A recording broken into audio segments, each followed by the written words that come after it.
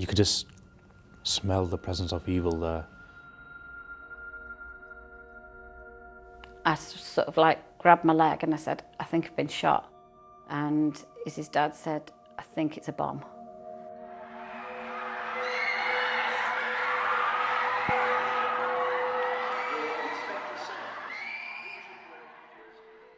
It's May 2017. What does life look like for you?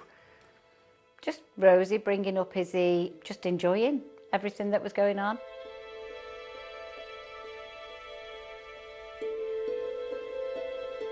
My main goal then was to get into university, and that was my main wish.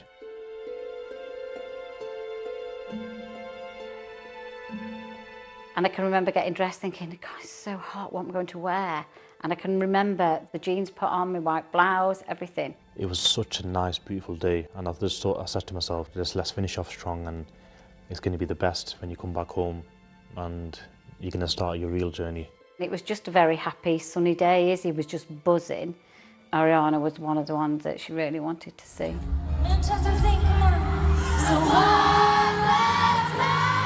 When she started to sing One Last Time, we got up off the steps and walked to the door.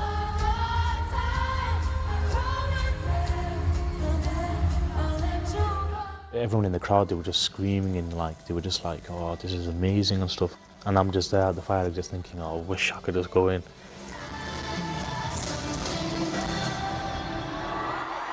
She did another encore with Dangerous Woman. I knew Izzy wouldn't leave till then. I knew we're in for a wait, stood here. And that's obviously just when it happened. People stopped for a second, it was a brief second, and then people were just trampling over anyone possible. Even the younger children, they were just moving people out of the way, they were just getting pushed left, right and centre. Just an almighty bang, darkness, and it felt like it was raining. Look, ash, it's like being at a bonfire and there was ash coming down. It was calm at first, but then all of a sudden there was just screams that were ear-piercing. They asked the crowd who was outside, has anybody got any first aid training, or is anybody first aid trained? If you know anything, just go through them doors. I ran so fast to the door, and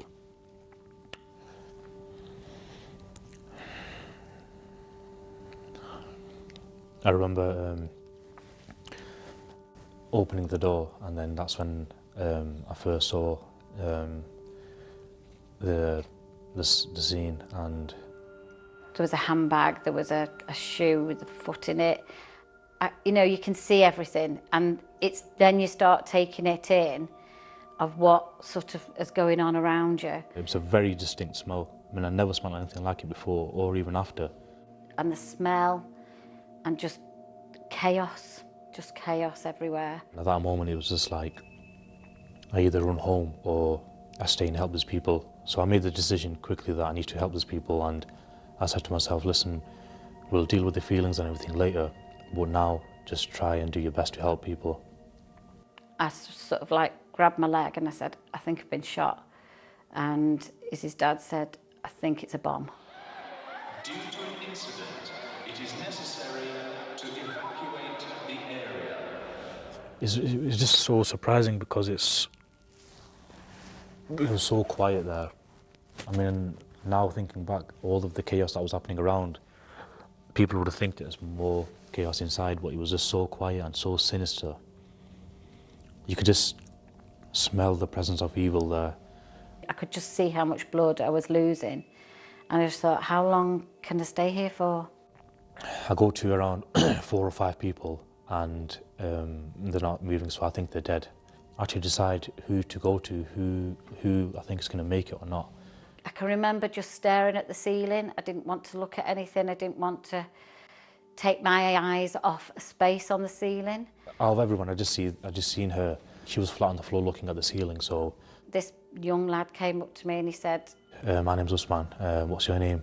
His eyes were just so dark and he just was so compassionate. She was opening eyes and closing eyes, and I could tell she was drifting in and out of consciousness. There was times when I wanted just to close my eyes and go to sleep, but he was not going to let me. So my main thought was quickly to get her awake and get her talking and moving again. I'm thinking, is this it? Is this where I'm going, you know, it's going to be the end? She starts shaking quite violently, and she's saying, I don't want to die. I don't want to die here. Would I ever see my children again? I was thinking about myself as well. My main thought was, I'm not going to be there for them. Out of nowhere, I say, you need to think about your children, you need to think about your kids. And as soon as I said that, her eyes just completely lit up. He just kept me calm, he just kept me still. And obviously he knew that obviously my head was bleeding as well. You could just see a lot of holes, and you could see, I think she had black or grey pants on, and you could see dark patches, so I thought that's where the nails have gone in. There was a bolt through my leg. So he knew it was bleeding really heavily. I take my belt off and I wrap it around her upper thigh, just above the wound. You know, I could feel my head, I could feel my foot, I kept screaming for them to take my shoe off. And she kept asking me, how bad is it? You know, is it really bad? And I said, listen, it's going to be all right, it's going to be fine. He was just calm. For a young lad, he was really calm. And I turn around and I'm looking back, and I've just got my elbow, I've just put my head in my elbow, and I just burst out crying and just trying to breathe, trying to collect myself. And I just kept saying to God, just please get me out of here, just please get me out of here. I didn't have any sense of time, but I felt like I'd been there for hours and hours and hours. I'm just thinking, where's the medics and where's the ambulance crew?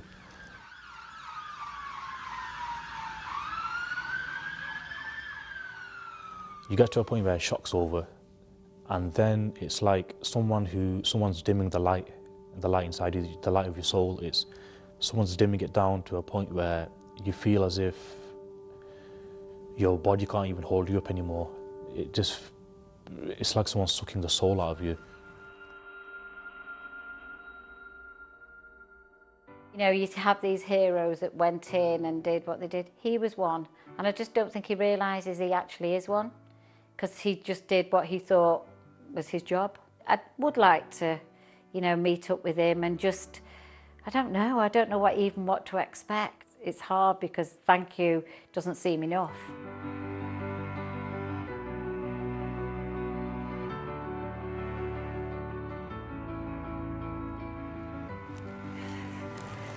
Hi.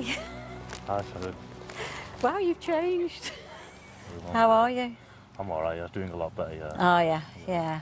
You know, I've got over sort of the physical sides of it, you know. I'll always have something going on physically, but it's, you know, the mental side's more than anything, Exactly, isn't it? yeah. I hit a really low point from 2019. It's like you're thrown in the world where you don't belong. Yeah. You're a complete outcast. You don't belong in that world, Yeah. and you want to feel wanted. You want to feel normal. You just Yeah. want to feel normal again. Yeah. So you have to practice smiling in the mirror. You have to wear a mask. I think for you saw so much more than I did. You know, I was just lying there. I mean, thankfully you were there. I must have said it 1,000 times to you. I said it's going to be all right. You're going to get home safe to And I your did. children. Yeah. And I did. So you were right. So you know that's the way to look at it, isn't it? But it has been lovely just to see you again, really. And you know, we don't have to stay strangers, do we?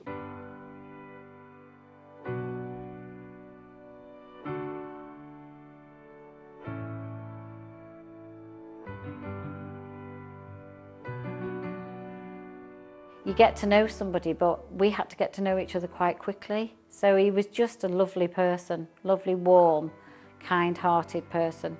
She made me feel like I was a hero, but I'd call myself a hero if I could help people who were going through depression, anxiety and PTSD and show them the light and be like a role model to them. Yeah. Good for you.